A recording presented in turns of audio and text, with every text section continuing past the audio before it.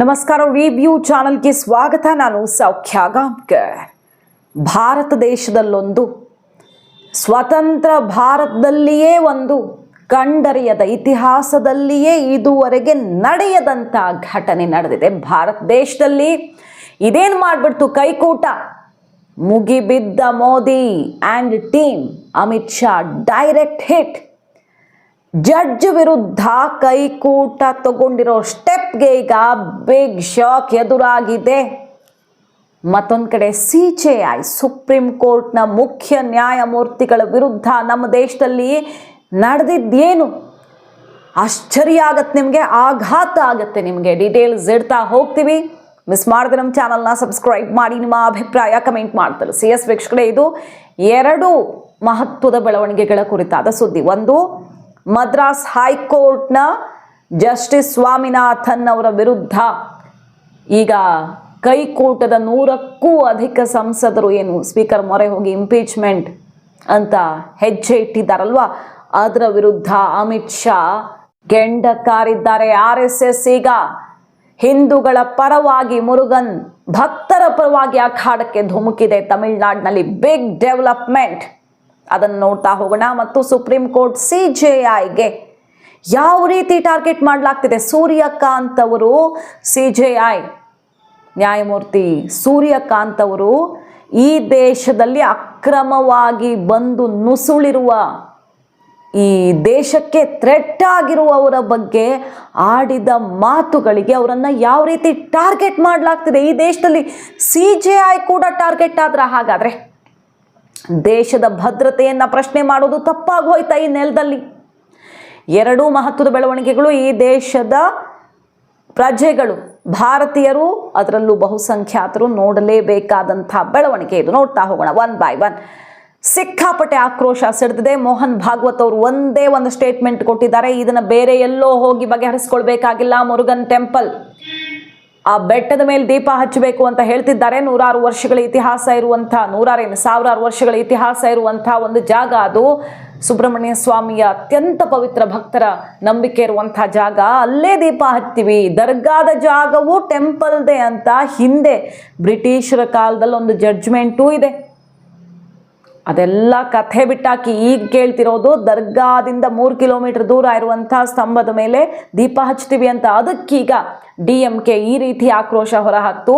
High court judge Swaminathan ಅವರು ದೀಪ ಹಚ್ಚಿ ಅಂತ ಹೇಳಿದ್ರು. ಅಲ್ಲಿಂದ ಶುರುವಾಯಿತು ನೋಡಿ ಜಟಾಪಟಿ. ಈ ದೇಶದ ನ್ಯಾಯಾಂಗ ವ್ಯವಸ್ಥೆಯನ್ನೇ ಥ್ರೆಟನ್ ಮಾಡುವ ರೀತಿಯಲ್ಲಿ ಕೈಕೂಟ ಈಗ ಅವ್ರ ವಿರುದ್ಧ ಇಂಪೀಚ್ಮೆಂಟ್ಗೆ ಮುಂದಾಗಿದೆ ಅನ್ನುವ ಆಕ್ರೋಶ ಸಿಡಿದಿದೆ. ಅಮಿತ್ ಶಾ ಅವರು ಗುಡುಗಿದ್ದಾರೆ ಸೆಷನ್ನಲ್ಲಿ, ಲೋಕಸಭೆಯಲ್ಲಿ ಪ್ರತಿಧ್ವನಿಸಿದೆ ಇದು. ಎಲೆಕ್ಷನ್ ಸೋತ್ರೆ ಎಲೆಕ್ಷನ್ ಕಮಿಷನರ್, EVM, SIR ಎಲ್ಲ ಟಾರ್ಗೆಟು.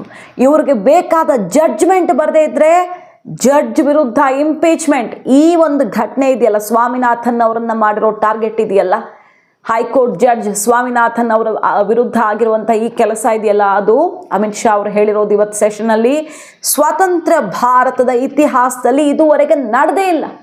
ಯಾವುದೇ ಜಡ್ಜ್ ವಿರುದ್ಧ ಅವರು ಕೊಟ್ಟ ತೀರ್ಪು ಸರಿ ಇಲ್ಲ ಅಂತ ಈ ರೀತಿ ಇಂಪೀಚ್ಮೆಂಟ್, ಅವರನ್ನು ಕಿತ್ತೆಸಿಬೇಕು, ಪದಚ್ಯುತಿ ಮಾಡಬೇಕು ಅಂತ ಇತಿಹಾಸದಲ್ಲಿ, ಭಾರತದ ಸ್ವತಂತ್ರ ಇತಿಹಾಸದಲ್ಲಿ ನಡೆದಿಲ್ಲ. ಇವರು ಎಲೆಕ್ಷನ್ ಹತ್ರ ಬರ್ತಾ ಇದೆ, ವೋಟ್ ಬ್ಯಾಂಕ್ಗೋಸ್ಕರ, ಓಲೈಕೆಗೋಸ್ಕರ ಈ ರೀತಿಯ ಅತಿರೇಕದ ಹೆಜ್ಜೆ ಇಟ್ಟಿದ್ದಾರೆ. ಇವರು ವೋಟ್ ಬ್ಯಾಂಕ್ ಪಕ್ಕ ಮಾಡಿಕೊಂಡ್ರು, ಅಷ್ಟೇ ಬೇಕಾಗಿದ್ದು ಇವ್ರಿಗೆ. ಸಿಕಂದರ್ ಶಾ ದರ್ಗಾವನ್ನು ನಾವು ಸೇಫ್ ಗಾರ್ಡ್ ಮಾಡಿದ್ದೀವಿ ಅನ್ನುವ ಮೂಲಕ ಎಲೆಕ್ಷನ್ ಹೊಸ್ತಿಲಲ್ಲಿ ಹಿಂದೂಗಳ ಭಾವನೆಗೆ ಒಂದು ನಯಾ ಪೈಸೆ ಬೆಲೆನೂ ಕೊಡದೆ ವೋಟ್ ಬ್ಯಾಂಕನ್ನು ಗಟ್ಟಿ ಮಾಡ್ಕೊಂಡಿದ್ದಾರೆ. ಯಾರು ಖುಷಿ ಪಡಿಸ್ಬೇಕೋ ಖುಷಿ ಪಡಿಸಿ ಅಂತ ಅಮಿತ್ ಶಾ ಕೆಂಡ ಕಾರಿದ್ದಾರೆ DMK ಮತ್ತು ಕೈಕೂಟದ ವಿರುದ್ಧ. ಕೈಕೂಟದ ಘಟಾನುಘಟಿಗಳು, ಎಲ್ಲ ಪಕ್ಷದ ಘಟಾನುಘಟಿಗಳು ಕಡೆಗೆ ಉದ್ಧವ್ ಠಾಕ್ರೆ, ಶಿವಸೇನೆ, ಅವರ ಬಣದ ಶಿವಸೇನೆಯ ಸಂಸದರು ಹೋಗಿದ್ದಾರೆ. ನಿಮಗೇನಾಗಿದೆ ಈ ದೇಶದ ಈ MP ಗಳಿಗೆ ಅಂತ ಕಿಡಿ ಕಾರಿದ್ದಾರೆ ಅಮಿತ್ ಶಾ. मान्यवर, कोई जज आजादी के इतने साल में नहीं हुआ है मान्यवर कि कोई जज एक जजमेंट दे तो जज के खिलाफ इंपीचमेंट लेकर आते हैं। अपनी वोट बैंक को एड्रेस करने के लिए इंपीचमेंट लेकर आते हैं मान्यवर। और ये सारे ने तो साइन कर दिया साथ ही साथ उद्धव जी ने भी साइन कर दिया। उद्धव जी, जजमेंट क्या है? एक पहाड़ी पर मान्यता है कि यहाँ सबसे ऊपर दिया जलाया जाए। मान्यवर, एक वोट बैंक को संभालने के लिए एक हाईकोर्ट के जज के सामने इम्पीचमेंट लेकर आए हैं। देश की जनता उनको मदद नहीं करे। ಹಾಗಾದ್ರೆ ಈ ದೇಶದ ನೆಲದಲ್ಲಿ ಹಿಂದೂಗಳಿಗೆ ಒಂದು ದೀಪ ಹಚ್ಚುವ ಬದುಕು ಹಕ್ಕಿಲ್ವಾ? ಆಕ್ರೋಶ ಸಿಡಿದಿದೆ. ಈಗ ಸುಪ್ರೀಂ ಕೋರ್ಟ್ಗೆ ಹೋಗಿದೆ ಕೇಸು. ಸುಪ್ರೀಂ ಕೋರ್ಟ್ನಲ್ಲಿ ಇತ್ಯರ್ಥ ಆಗುವ ಮೊದಲೇ ಹೈಕೋರ್ಟು ಡಬಲ್ ಬೆಂಚು ಅಲ್ಲಿಂದ ಸುಪ್ರೀಂ ಕೋರ್ಟ್ಗೆ ಹಾಕಿದ್ದಾರೆ. ಅಲ್ಲಿ ಇತ್ಯರ್ಥ ಆಗತ್ತೆ, ಘನತೆವೆತ್ತ ನ್ಯಾಯಾಲಯ ಏನು ಮಾಡುತ್ತೆ ಅನ್ನೋದನ್ನು ನೋಡೋದಕ್ಕಿಂತ ಮುಂಚೆಯೇ ಇಂಪೀಚ್ಮೆಂಟ್ ಅಂತ ಈಗ ಕೈಕೂಟ ನಿಂತಿರೋದು ಆಕ್ರೋಶಕ್ಕೆ ಕಾರಣ ಆಗಿದೆ. ಜಡ್ಜ್ ಕೊಟ್ಟ ತೀರ್ಪನ್ನು ಈ ರೀತಿ ಇವರು ಥ್ರೆಟನ್ ಮಾಡ್ತಾರೆ ಅಂದರೆ ಸಂವಿಧಾನ, ಈ ವ್ಯವಸ್ಥೆಯನ್ನೇ ಶೇಕ್ ಮಾಡ್ತೀವಿ ಅಂತ ಹೊರಟ್ರೆ ಅನ್ನೋ ಆಕ್ರೋಶ ಸಿಡ್ತದೆ. RSS ಮೋಹನ್ ಭಾಗವತ್ ಅವರು ಒಂದೇ ಮಾತು ಹೇಳಿರೋದು, ಇದನ್ನು ಬಗೆಹರಿಸ್ಕೊಳ್ಳೋದಕ್ಕೆ ಬೇರೆ ಎಲ್ಲೂ ಹೋಗಬೇಕಾಗಿಲ್ಲ. ಸಿಂಪಲ್, ತಮಿಳುನಾಡಿನ ಹಿಂದೂಗಳು ಜಾಗೃತರಾದ್ರೆ ಅಷ್ಟೇ ಸಾಕು. ಒಂದೇ ಒಂದು ಸೊಲ್ಯೂಷನ್ ಇದಕ್ಕೆ. ಇವತ್ತು ಮುರುಗನ್ ಟೆಂಪಲ್, ನಾಳೆ ಇನ್ನೊಂದಾಗಬಹುದು. ಬೇಕಾದಷ್ಟು ಆಗಿಲ್ವಾ? ಅಲ್ಲಿ ಹಿಂದೂಗಳನ್ನು HIV ಹೋಲಿಸಿದ್ದಾರೆ. ಕೆಟ್ಟ ಕೆಟ್ಟ ರೋಗಗಳಿಗೆ ಆಡಳಿತ ಪಕ್ಷದ ಘಟಾನುಘಟಿಗಳು ಹೋಲಿಸಿ ಮಾತಾಡಿದ್ದಾರೆ. ನಮ್ಮ ಹಿಂದೂಗಳ ಆಚರಣೆಯನ್ನು ಕುಷ್ಠರೋಗ, HIV, ಕೊಳಕು, ಹೊಲಸಿಗೆ ಎಲ್ಲ ಹೋಲಿಸಿ ಮಾತಾಡಿದ್ದಾರೆ. ಇನ್ನೇನೇನಾಗುತ್ತೆ ಈ ಭೂಮಿಯಲ್ಲಿ ಅನ್ನೋದು ಗೊತ್ತಿಲ್ಲ. ಹಿಂದೂಗಳನ್ನು ಕಂಡ್ರೆ ಮೈಯೆಲ್ಲ ಉರಿ ಆಗುವಂಥವರ ಕೈಯಲ್ಲಿ ಅಧಿಕಾರ ಇದ್ರೆ ಅನ್ನುವ ಆಕ್ರೋಶ ಸಿಡಿದಿದೆ. ಪವನ್ ಕಲ್ಯಾಣ್ ಅವರು ಹೇಳ್ತಿದ್ದಾರೆ, ಹಿಂದೂಗಳಲ್ಲಿ ಒಗ್ಗಟ್ಟಿದೆ ಅನ್ನುವಂಥದ್ದನ್ನೇ ನಾನು ನಂಬಲ್ಲ ಅಂತ.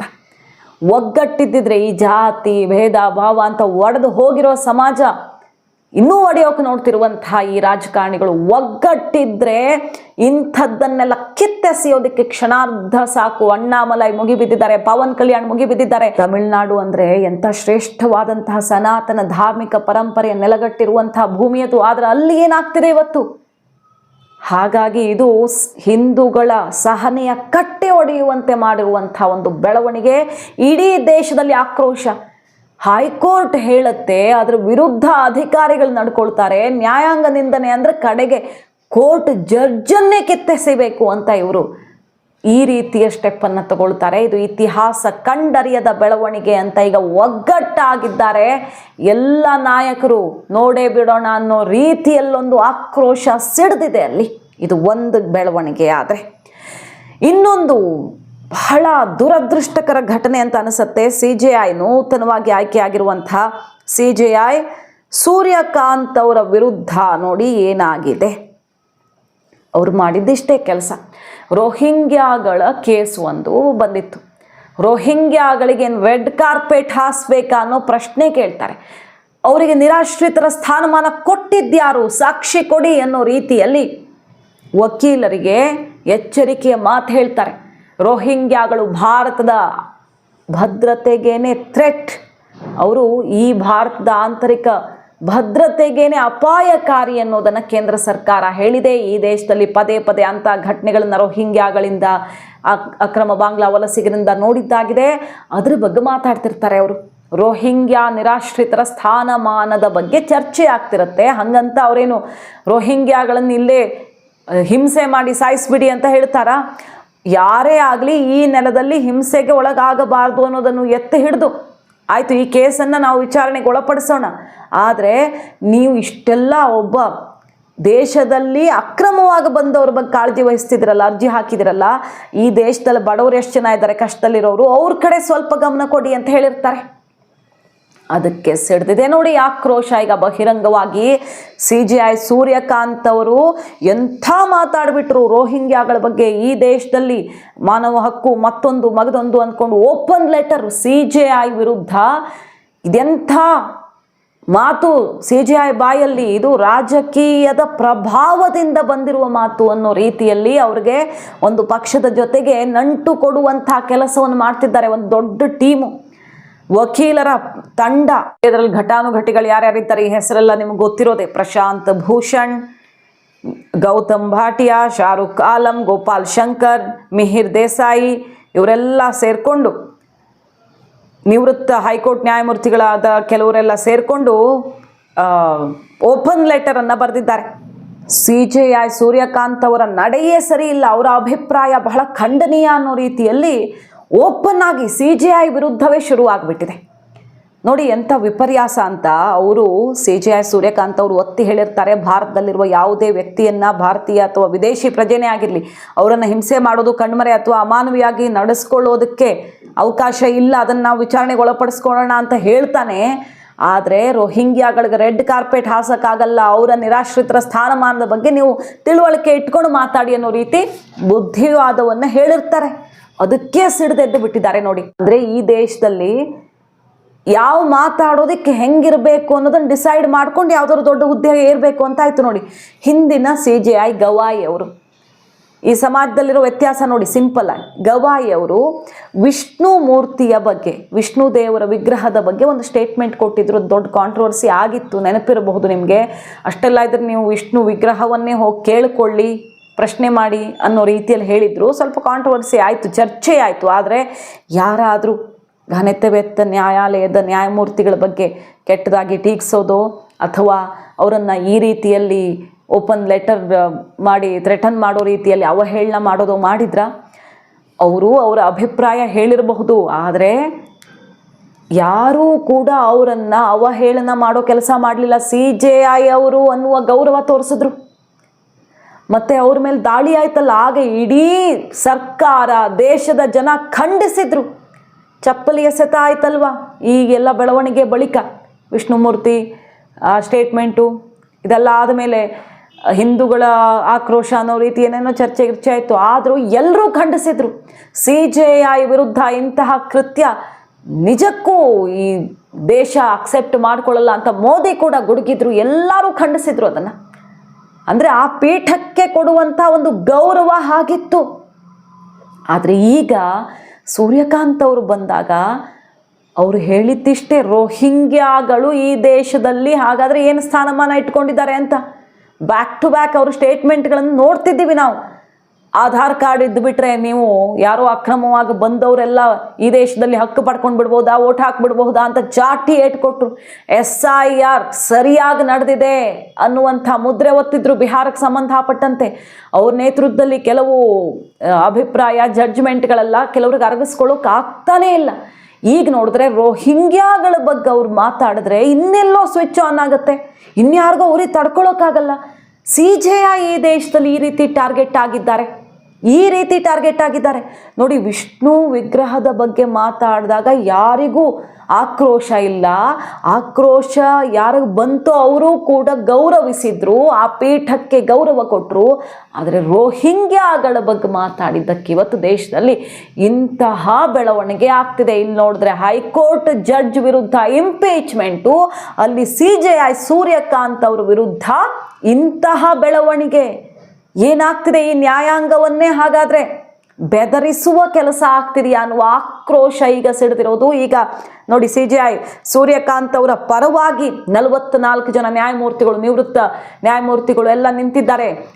ಈ ದೇಶದಲ್ಲಿ CJI ಅವರನ್ನು ಸುಪ್ರೀಂ ಕೋರ್ಟನ್ನೆಲ್ಲ ಬೆದರಿಸುವ, ಅವಹೇಳನ ಮಾಡುವಂಥ ಕೆಲಸ ಮಾಡಲೇಬೇಡಿ, ಅದಕ್ಕೆ ಅವಕಾಶವೇ ಇಲ್ಲ ಅನ್ನೋ ಎಚ್ಚರಿಕೆಯನ್ನು ಕೊಟ್ಟಿದ್ದಾರೆ. ಎಲ್ಲ ಒಗ್ಗಟ್ಟು ಪ್ರದರ್ಶನ ಮಾಡಿ ಸೂರ್ಯಕಾಂತ್ ಅವರ ಬೆನ್ನಿಗೆ ನಿಂತಿದ್ದಾರೆ. ನ್ಯಾಯಾಂಗ ಪ್ರಕ್ರಿಯೆಗಳು ನ್ಯಾಯಯುತ ಮತ್ತು ತಾರ್ಕಿಕ ಟೀಕೆಗಳಿಗೆ ಮಾತ್ರ ಒಳಪಟ್ಟಿರಬೇಕು. ತಾರ್ಕಿಕವಾಗಿ ಟೀಕಿಸ್ತೀರಾ, ಟೀಕಿಸಿ. ನಾವು ನೋಡ್ತಿರೋ ತಾತ್ವಿಕ ಭಿನ್ನಾಭಿಪ್ರಾಯ ಅಲ್ಲ ಇದು. ನ್ಯಾಯಾಂಗದ ನಿಯಮಿತ ಕಲಾಪವನ್ನು ಪೂರ್ವಾಗ್ರಹ ಪೀಡಿತ ಕೃತ್ಯ ಅಂತ ತಪ್ಪಾಗಿ ಬಿಂಬಿಸಿ ದುರ್ಬಲಗೊಳಿಸುವ ಪ್ರಯತ್ನ. ಅಂದರೆ ಈಗ ಹೇಗೆ ಸಾಂವಿಧಾನಿಕ ಸಂಸ್ಥೆ ಇ ಸಿ ಮೇಲೆ ನಂಬಿಕೆ, ಅಂದರೆ ಎಲೆಕ್ಷನ್ ಕಮಿಷನ್, ಅದನ್ನು ನಂಬಿಕೆ ಕಳ್ಕೊಳ್ಳೋ ರೀತಿಯಲ್ಲಿ ಓಟ್ ಚೋರಿ SIR ಅಂದ್ಕೊಂಡು ಮುಗಿಬಿದ್ರು. ಎಲೆಕ್ಷನ್ ಕಮಿಷನ್ ಈ ಸಂಸ್ಥೆಯನ್ನು BJP ಕಬಳಿಸ್ಬಿಟ್ಟಿದೆ, BJP ಕಂಟ್ರೋಲಿಗೆ ತೊಗೊಂಡ್ಬಿಟ್ಟಿದೆ ಅನ್ನುವಂಥ ಒಂದು ಪ್ರಯತ್ನ ಆಯ್ತಲ್ವಾ, ಅದರಲ್ಲಿ ಫೇಲ್ ಆಗಿದ್ದಾರೆ ಈಗ SIR ಮತ್ತು ಓಟ್ ಚೋರಿ ವಿಚಾರದಲ್ಲಿ ಅಲ್ವಾ. ಈಗ ಹಾಗಾದರೆ ಸುಪ್ರೀಂ ಕೋರ್ಟ್ ಕೂಡ ಕಾಂಪ್ರಮೈಸ್ ಆಗಿದೆ ಅಂತ ಬಿಂಬಿಸುವಂಥ ಅವಹೇಳನ ಮಾಡಿ ತಪ್ಪು ಸಂದೇಶ ಸಾರುವ ಪ್ರಯತ್ನವಾಯಿತು. ಅದನ್ನೇ ಹೇಳ್ತಿರೋದೀಗ. CJI ಬೆನ್ನಿಗೆ ನಿಂತಿರೋರು ಈ ವ್ಯವಸ್ಥೆಯನ್ನು ದುರ್ಬಲಗೊಳಿಸುವ ಪ್ರಯತ್ನ ಆಗ್ತಿದೆ. CJI ಏನು ಮಾಡಿದ್ದಾರೆ ಈಗ? ವಿದೇಶಿ ಪ್ರಜೆಗಳು ಭಾರತೀಯ ಗುರುತು ಮತ್ತು ದಾಖಲೆಗಳನ್ನು ಕಾನೂನು ಬಾಹಿರವಾಗಿ ಪಡೆದುಕೊಂಡಿರೋದನ್ನು ಪರಿಶೀಲಿಸಿ ನ್ಯಾಯಾಲಯದ ಮೇಲ್ವಿಚಾರಣೆಯಲ್ಲಿ ವಿಶೇಷ ತನಿಖಾ ತಂಡವನ್ನು ರಚಿಸಿ ಅಂತ ಹೇಳಿದ್ದಾರೆ. ಅದು ತಪ್ಪ? ಕಂಡವರು ಒಳಗಡೆ ಬಂದು ಇಲ್ಲಿನ ಎಲ್ಲ ಸ್ಕೀಮ್ಗಳನ್ನು ನುಂಗು ಹಾಕಬೇಕಾ? ನ್ಯಾಯಾಲಯದ ಈ ಒಂದು ಅಭಿಪ್ರಾಯವನ್ನು, ಈ ಒಂದು ನಡೆಯನ್ನು ಸಹಿಸ್ಕೊಳ್ಳೋಕ್ಕಾಗ್ತಿಲ್ವಾ ಕೆಲವರಿಗೆ ಅನ್ನುವ ಆಕ್ರೋಶ ಈಗ ಎದ್ದಿದೆ.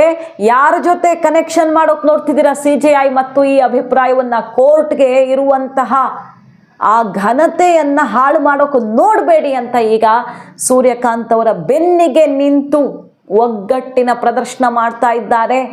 ಈ ದೇಶದಲ್ಲಿ ಇಂಥದ್ದಕ್ಕೆಲ್ಲ ನಾವು ಅವಕಾಶ ಮಾಡಿಕೊಡಲ್ಲ ಅಂತ. ಸೊ ನ್ಯಾಯಾಂಗ ವ್ಯವಸ್ಥೆಗೆ ಸಂಬಂಧಪಟ್ಟಂತೆ ಮೇಜರ್ ಡೆವಲಪ್ಮೆಂಟ್, ನ್ಯಾಯಾಂಗ ವ್ಯವಸ್ಥೆಯ ಬಗ್ಗೆ ಜನರಿಗೆ ಅನುಮಾನ ಮೂಡುವಂತೆ ಮಾಡಬೇಕು. ನ್ಯಾಯಾಲಯ ಮಾತ್ರ ಈ ದೇಶದಲ್ಲಿ ಸುಪ್ರೀಂ ಅಂತ ನೋಡ್ತಾ ಇರೋದಲ್ವ ಜನ. ಅದ್ರ ಮೇಲೆ ನಂಬಿಕೆ ಕಳ್ಕೊಂಡ್ಬಿಟ್ರೆ ಮತ್ತೆ ದಂಗೆ, ಜೆನ್ಸಿ, ನೇಪಾಳ, ಶ್ರೀಲಂಕಾ ಎಲ್ಲ ಬರಲಿ ಇಲ್ಲಿ ಅನ್ನುವಂಥ ಉದ್ದೇಶ ಕೆಲವರಿಗೆ ಇದೆಯೋ ಏನೋ ಗೊತ್ತಿಲ್ಲ. ಒಟ್ಟಿನಲ್ಲಿ ಅಂತಹ ಪರಿಸ್ಥಿತಿ ನಾವು ಬರೋದಕ್ಕೆ ಬಿಡಲ್ಲ ಅನ್ನುವಂತಹ ಒಗ್ಗಟ್ಟಿನ ಪ್ರದರ್ಶನ ಆಗ್ತಿದೆ ಈಗ. ಮಾಹಿತಿ ಇಷ್ಟ ಆಗಿದ್ರೆ ಮಿಸ್ ಮಾಡಿದ್ರೆ ನಮ್ಮ ಚಾನಲ್ನ ಸಬ್ಸ್ಕ್ರೈಬ್ ಮಾಡಿ, ನಿಮ್ಮ ಅಭಿಪ್ರಾಯ ಕಮೆಂಟ್ ಮಾಡಿ ತಿಳಿಸಿ. Thank you.